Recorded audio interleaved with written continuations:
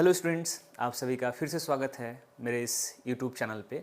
और आज की इस वीडियो में जो है हम लोग कुछ इंपॉर्टेंट सीटेड क्वेश्चंस करने वाले हैं। और ये आपके जो सीटेड क्वेश्चंस हैं यहाँ पे आज हम लोग इस सेशन में जो करेंगे वो एग्जामिनेशन पॉइंट ऑफ व्यू से बहुत ही इंपॉर्टेंट है, क्योंकि मैं भी जो है 29 यानी 29 दिसंबर को मैं भी सीटेड का एग्ज़ाम दिया था। और पेपर का जो लेवल था, पेपर का लेवल हम जो है ना, फर्स्ट पेपर जो है बहुत मतलब कह सकते हैं इजी टू मॉडरेट था, और अगर हम सेकंड पेपर की बात करते हैं तो मॉडरेट टू हार्ड कह सकते हैं। ठीक है, तो ये तो खैर पेपर का रिव्यू हुआ, और उसके बेसिस पे जो है ना मैंने कुछ क्वेश्चंस जो है सीडीपी का आपके लिए जो है ना इस सेशन में हम लोग करेंगे। और वो क्वेश्चन जो है आपके एग्जामिनेशन पॉइंट ऑफ व्यू से बहुत ही इंपॉर्टेंट हो सकते हैं।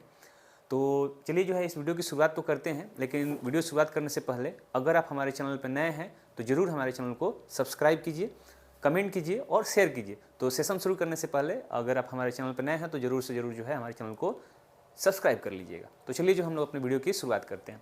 तो देखिए यहाँ पे जो है ये सारा जो है ऑलरेडी फॉर्मेलिटीज़ जो है मैंने सबसे पहले वाले स्लाइड में जो है किया हुआ है। तो चलिए जो है हम लोग अपने जो है ना सेकंड स्लाइड की ओर चलते हैं और पहले क्वेश्चन की ओर, कि पहला क्वेश्चन क्या कहता है। ठीक है, तो देखिए यहाँ पे क्या है कि जो हम पहले क्वेश्चन की तरफ चलते हैं, तो पहला जो क्वेश्चन है आपका, यहाँ पे पहला क्वेश्चन ये कहता है,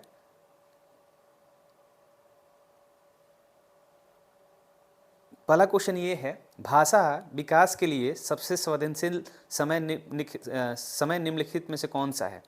देखिए यहाँ पे क्या है कि अगर हम बात करते हैं इस क्वेश्चन के बारे में, तो कह रहा है कि भाषा विकास के लिए सबसे संवेदनशील समय निम्नलिखित में से कौन सा है। यानी बच्चा जब छोटा से जब बड़ा होता है तो उसके लिए कौन सी ऐसी अवस्था है जिस अवस्था में जो है ना भाषा उसके लिए बहुत मतलब भाषा का जो विकास है, जो डेवलपमेंट है उसके लिए इम्पोर्टेंट बन जाता है।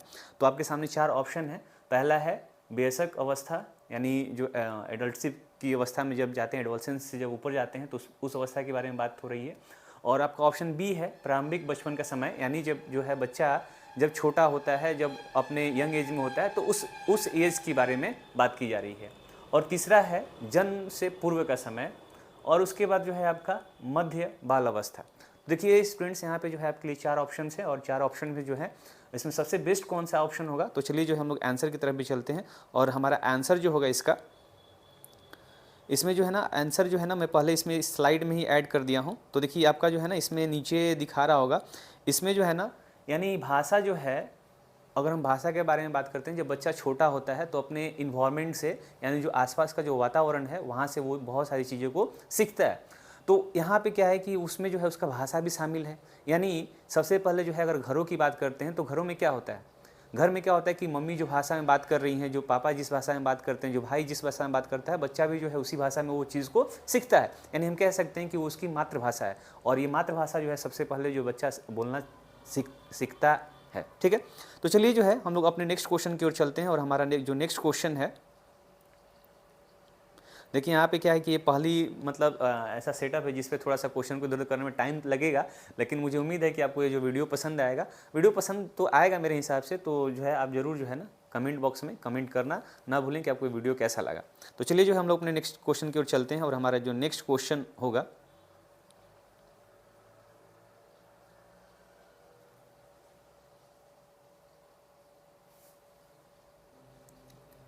तो देखिए जो है हमारे सामने जो नेक्स्ट क्वेश्चन है ये कहता है, विकास कभी न समाप्त होने वाली प्रक्रिया है, यह विचार किससे संबंधित है। अब देखिए स्टूडेंट्स यहाँ पे ये कहता है कि डेवलपमेंट एक ऐसी चीज़ है जो कभी समाप्त नहीं होती। ये जो है जीवन काल, जो बचपन मतलब जब बच्चा जन्म लेता है, यानी जन्म से पहले से भी जो है ना आपका जो डेवलपमेंट शुरू हो जाता है, और जब तक आपकी जन्म यानी जब तक आप पृथ्वी पे हैं तब तक जो है आपके ये डेवलपमेंट आपके शरीर में, आपके नॉलेज में, हर चीज़ में होती रहती है। तो उन सारे चीज़ों को जो है ना इसमें से कौन सा ऐसा ऑप्शन है जो इस क्वेश्चन का जो है सही जवाब होगा। तो देखिए यहाँ पे आपके जो है ना चार इसमें ऑप्शन है। पहला ऑप्शन है कि इसमें जो है पहला ऑप्शन ये कहता है निरंतरता का सिद्धांत, यानी जो है ना विकास एक ऐसी चीज़ें हैं जो एक कंटिन्यूअस फॉर्म में आगे बढ़ती रहती है, यानी निरंतर जो है चलती रहती है, ये कभी रुकती नहीं है। ऑप्शन बी है आपका अंत संबंध का सिद्धांत, उसका ऑप्शन सी है अंत क्रिया का सिद्धांत, और ऑप्शन डी है एकीकरण का सिद्धांत। तो देखिए स्टूडेंट्स यहाँ पे क्या है कि अगर हम इसके आंसर के बारे में बात करते हैं तो इसके जो आपका आंसर होगा इसमें ऑप्शन नंबर ए होगा।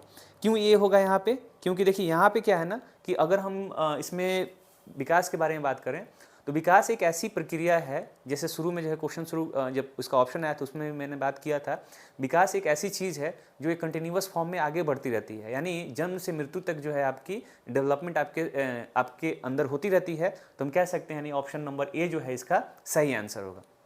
तो चलिए ठीक है, हम लोग जो है अपने नेक्स्ट क्वेश्चन की ओर चलते हैं और हमारा जो नेक्स्ट क्वेश्चन है,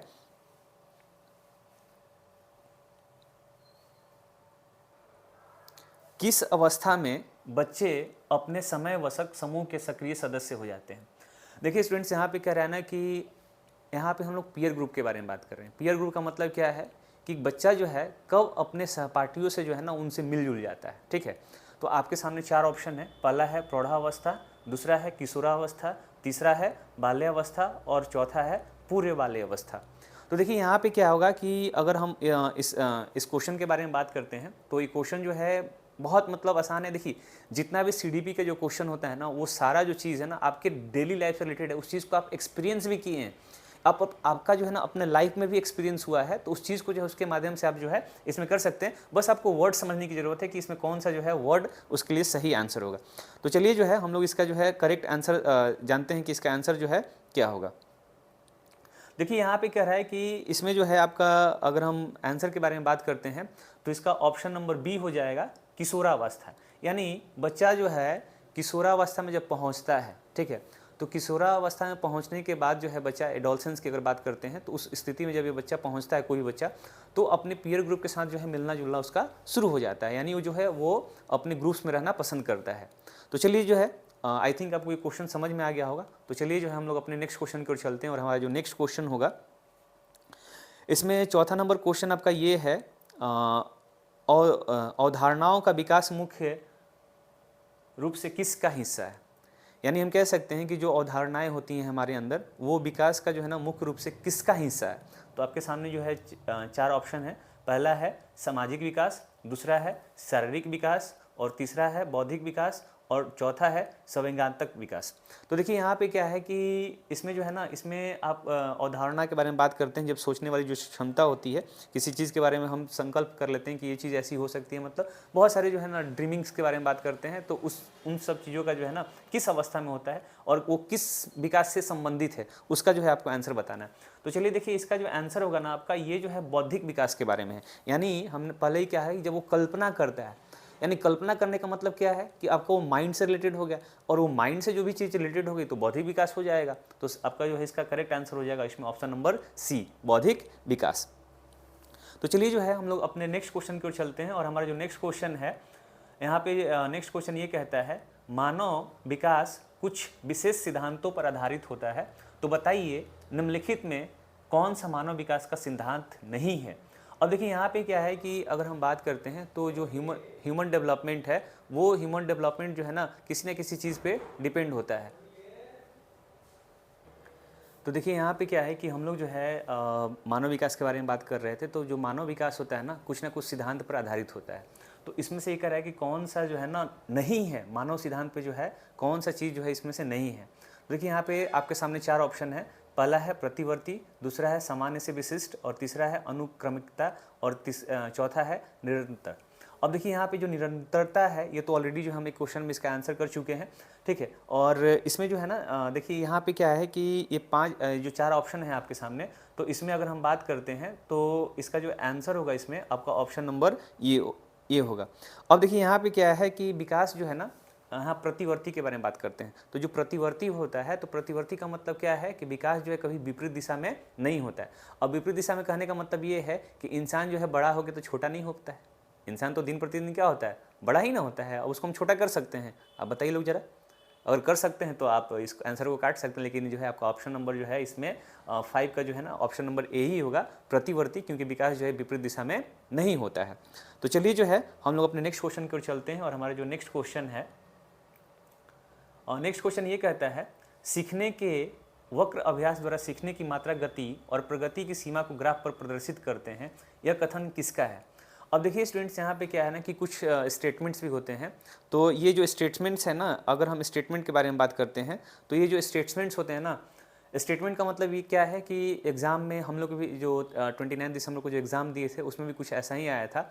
कहने का मतलब ये है कि 2-3 स्टेटमेंट्स जरूर आपको मिलेंगे कि स्टेटमेंट किसका है, तो उसी के संबंध में जो है ना आपके सामने ये एक क्वेश्चन है और इसके 4 ऑप्शन हैं, रास, एविगन्स और स्किनर और एम.एल. बिगी।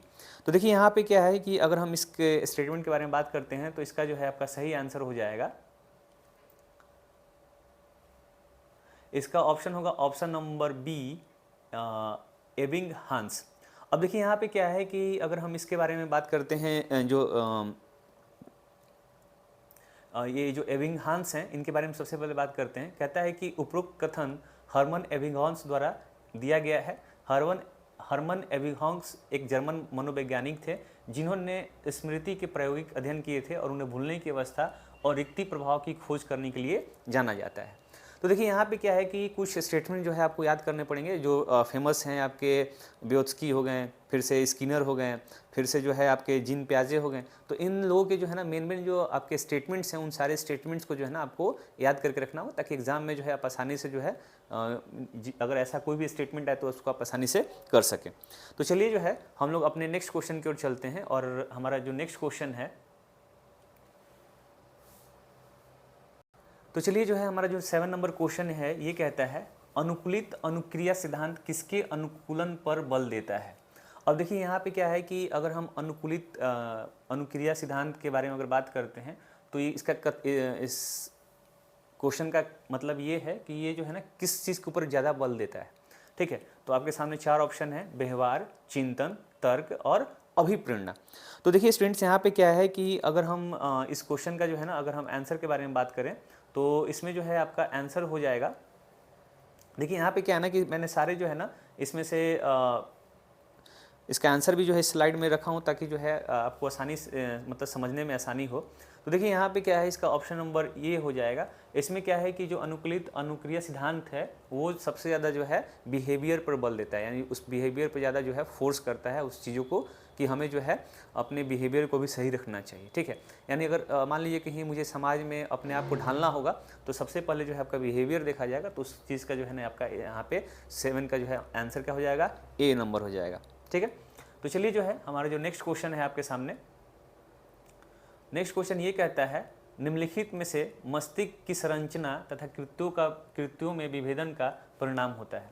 अब देखिए यहाँ पे क्वेश्चन ये कहता है, अगर हम इस क्वेश्चन के बारे में बात करते हैं तो कह रहा है कि निम्नलिखित में से मस्तिष्क की संरचना यानी जो हमारा माइंड का स्ट्रक्चर है, ठीक है, और उसमें उसका स्ट्रक्चर के अंदर जो बदलाव होते हैं ना उसके पीछे जो है किस चीज़ का मतलब इसमें क्या रिजल्ट आता है।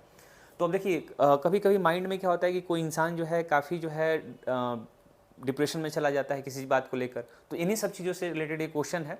तो सबसे पहला जो है आपका ऑप्शन है तनाव, पिछड़ापन, डिसलेक्सिया और इनमें से डिसलेकिया, और उसके बाद जो है इनमें से कोई नहीं। तो देखिए स्टूडेंट्स यहाँ पे क्या है कि अगर हम बात करें इस बीमारी के बारे में तो इसमें जो आपका आंसर हो जाएगा ये ऑप्शन नंबर इसमें हो जाएगा सी, डिसलेक्सिया। अब देखिए यहाँ पे क्या है कि डिसलेक्सिया अगर हम बात करते हैं तो एक सीखने का विकार है, यानी कोई भी जो चीज़ है ना हम आसानी से सीख नहीं पाते हैं और भाषा की जो ध्वनि उनी होती है ना तो उस चीज़ को जो है ना हम लोग पहचानने में क्या करते हैं थोड़ा सा मतलब सही से हम उसको पढ़ नहीं पाते हैं, लिख नहीं पाते। अब देखिए यहाँ पे मतलब उसको डिकोडिंग नहीं कर पाते हैं, तो इसके कारण जो है ना हमें सीखने में ढेर सारी समस्याओं का जो है ना कठिनाई मतलब ढेर सारी समस्याओं का जो है सामना करना पड़ता है। तो चलिए ठीक है, हम लोग जो है अपने अगले क्वेश्चन की तरफ चलते हैं और अगला क्वेश्चन क्या कहता है देखते हैं। अब देखिए यहाँ पे कह रहा है कि निम्नलिखित में से कौन सी प्रगतिशील शिक्षा की विशेषता है। स्टूडेंट्स देखिए यहाँ पे क्या है कि अगर हम बात करें तो इस क्वेश्चन में ये कहता है ना कि प्रगतिशील शिक्षा के बारे में बात कर रहा है, यानी जो कंटिन्यूअस एजुकेशन है उस चीज़ के बारे में हमें यहाँ पे बताना है। तो आपके सामने जो है 4 ऑप्शन है और 4 ऑप्शन में पहला ऑप्शन ये कहता है केवल प्रस्तावित पाठ्य पुस्तक पर आधारित अनुदेश, परीक्षाओं में अच्छे अंक प्राप्त करने पर बल, बार बार ली जाने वाली परीक्षाएं, और ऑप्शन डी है समय सारणी और बैठने की व्यवस्था में लचीलापन। अब देखिए स्टूडेंट्स यहाँ पे क्या है कि अगर हम कंटिन्यूअस एजुकेशन के बारे में बात करें तो अब देखिए यहाँ पे क्या है कि कंटिन्यूअस एजुकेशन में क्या है ना कि हमें स्टूडेंट्स के लिए क्या करना चाहिए, एक ऐसा समय सारणी बनाना चाहिए, ऐसा एक टाइम टेबल बनाना चाहिए जिसमें उनको जो है ना अपने इच्छा के अनुसार जो है सही टाइम पे बैठे पढ़ने के लिए और सही चीज़ों को सीखें। तो इसमें जो है आपका ऑप्शन नंबर जो है ना वो क्या हो जाएगा, डी नंबर। ऑप्शन नंबर क्या हो जाएगा आपका इसमें स्टूडेंट्स, डी नंबर। ठीक है, और देखिए स्टूडेंट्स यहाँ पे क्या है कि थोड़ा सा जो है आज टेक्निकल प्रॉब्लम की वजह से जो है सिर्फ हम लोग क्या है 10 ही क्वेश्चन का जो है इस वीडियो में शूट करेंगे। ऐसे मैंने वीडियो में पहले ही मैं बता चुका हूँ कि 25 क्वेश्चन का ये सेट होगा, लेकिन किसी कारणवश जो है एक और क्वेश्चन करेंगे और उसमें जो है हम लोग बाकी का जो है ना अपने अगले वीडियो में हम लोग करेंगे। तो चलिए जो है हमारा जो अगला क्वेश्चन है ये कहता है प्रतिभाशाली शिक्षार्थी है, ठीक है। प्रतिभाशाली शिक्षार्थी का मतलब क्या है कि जो लोग सीखने वाले हैं, यानी स्टूडेंट्स के बारे में बात कर रहा है, ठीक है। तो यानी इंटेलिजेंट स्टूडेंट्स के बारे में ये बात कर रहा है। तो आपके यहाँ पे फिल इन द ब्लैंक्स दिया हुआ है और इसमें आपको ये फिलअप करना है। तो आपके सामने 4 ऑप्शन है। पहला है अपसारी चिंतक, दूसरा है बहुमुखी, और तीसरा है बहुत परिश्रमी, और चौथा है अभिसारी चिंतक।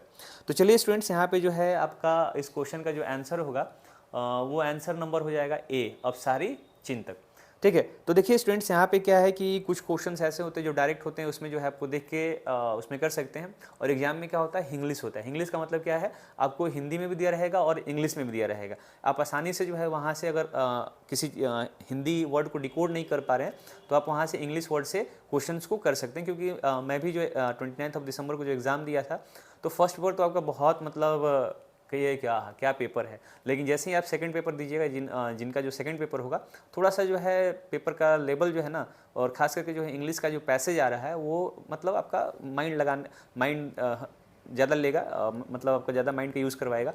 और उसके बाद जो है आपका मैथ्स का जो पेपर है वो काफ़ी लेंदी रह रहा है, यानी उसमें कैलकुलेशन जो कैलकुलेटिव पार्ट है वो बहुत ज़्यादा है। तो इस चीज़ पे जो है आपको टाइम मैनेज करने की ज़रूरत होगी और इसके लिए जो है आपको ढेर प्रैक्टिस की ज़रूरत पड़ेगी। तो स्टूडेंट जो है सेकंड पार्ट आने से पहले जो है तब तक आप प्रैक्टिस करते रहिए। बहुत सारे वीडियोज़ यूट्यूब पे, बहुत सारे नोट्स अवेलेबल हैं, उन सारी चीज़ों के थ्रू जाइए और अपना जो प्रिपरेशन जो है अच्छे से कीजिए ताकि आप भी एग्जाम में बहुत अच्छे मार्क्स स्कोर करें।